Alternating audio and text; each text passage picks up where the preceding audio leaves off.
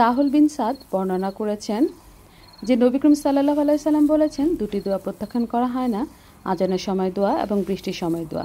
3টি হাদিসে এর বর্ণনা রয়েছে। বিসমিল্লাহির রহমানির রহিম। আসসালামু আলাইকুম। কেমন আছেন আপনারা সবাই? আশা করছি সবাই ইনশাআল্লাহ ভালো আছেন। আমি আলহামদুলিল্লাহ ভালো আছি।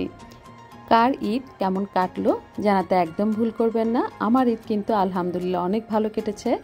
ইভেন আমার ঈদ কিন্তু এখনও চলছে। সকালবেলা নিজের বাসায় এই বছর প্রথম কাঁঠাল দিয়ে নাস্তা করে তারপর কিন্তু চলে এসেছি দাওয়াতে। আর দাওয়াতে এসেছি আমি মার বাসায়। আজকে দুপুরে মার বাসায় খাবো, আর সেই আয়োজনই চলছে। এই যে সব রান্নাবান্নার প্রস্তুতি শেষ, এখন শুধু টেবিলে নিবে আর আমরা খাবো। বাচ্চারা সব ওয়েট করছে খাবারের জন্য। অতিমা সব খাবার রেডি করে ফেলেছে। এবার চলুন দেখাই কি কি রান্না করলো। ঈদ আয়োজনে মার বাসায় যাব না তা তো হতেই পারে না। আমার ভাতিজিরাও কিন্তু আমার জন্য ওয়েট করতে থাকে কখন আমার বাচ্চারা যাবে, ওরা সব ভাই বোনরা একত্রিত হবে আর আনন্দ করবে। আর মার বাসার লোভনীয় খাবারের স্বাদ তো বলাই বাহুল্য। খাবারের থেকে বেশি এনজয় করি আমরা কথা বলতে, গল্প করতে। তবে সেদিন একটা বিপদে পড়ে গিয়েছিলাম।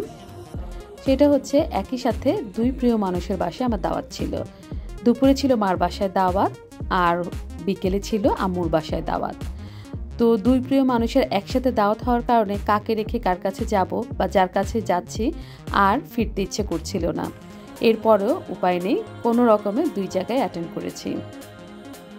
মার বাসায় বলুন আর আম্মুর বাসায় বলুন, যেখানে যাই সেখানে কিন্তু খাওয়া দাওয়ার থেকে গল্পের পরিমাণটা বেশি হয়। আর এই গল্পের লোভেই কিন্তু আমি বারবার ছুটে ওদের কাছে যাই। খুব আনন্দ করি একসাথে যখনই হই, যেই পরিবারেই যাই। ঈদের পরে হয়তো তেমন কোনো টুকটাক ভিডিও পোস্ট করতে পারতাম না, কারণ আমার কাছে কিন্তু তেমন কোনো ভিডিওই ছিল না। কিন্তু যখন আমি এরকম দাওয়াত খেতে গেলাম, আমাদের অতিমা সে কিন্তু আমাকে বলেছে, আপনি কেন ভিডিও করছেন না, আপনি কি ভিডিও পোস্ট করবেন না?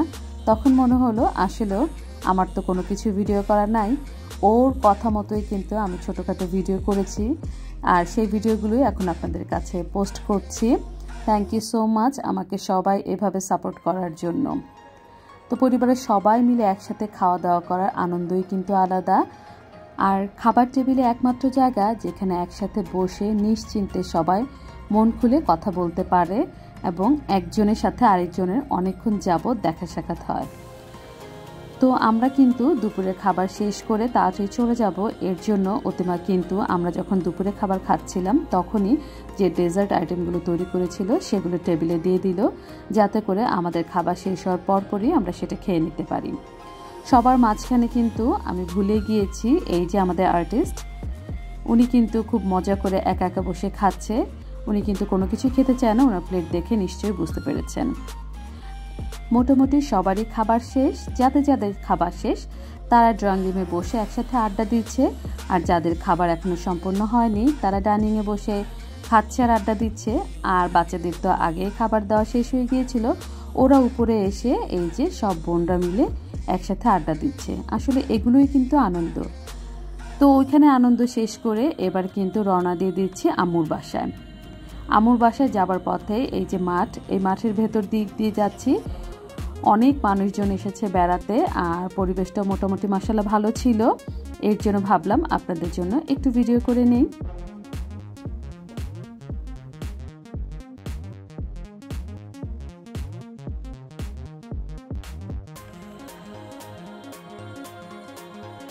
ঈদ মানে আনন্দ, ঈদ মানে খুশি, ঈদ মানে ঘোরাফেরা করা।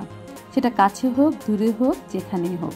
আমার বাচ্চারা তো সারা বছর মনে হয় ওয়েট করতে থাকে কখন ঈদ আসবে আর ওরা সবাই মিলে একটু ঘোরাঘুরি করবে, আনন্দ করবে। তো সেই হিসেবে কিন্তু আলহামদুলিল্লাহ ভালোই ঘোরাঘুরি হচ্ছে। তো এখন তো যাচ্ছি আম্মুর বাসায়। আম্মুর বাসায় কিন্তু আমি খুব বেশি ভিডিও করিনি, খাবারের ভিডিও করিনি, শুধুমাত্র ভাই বোনদের যে একটু খুনসুটি আছে সেগুলোই ভিডিও করেছি, আর সেগুলি আপনাদের সাথে শেয়ার করছি।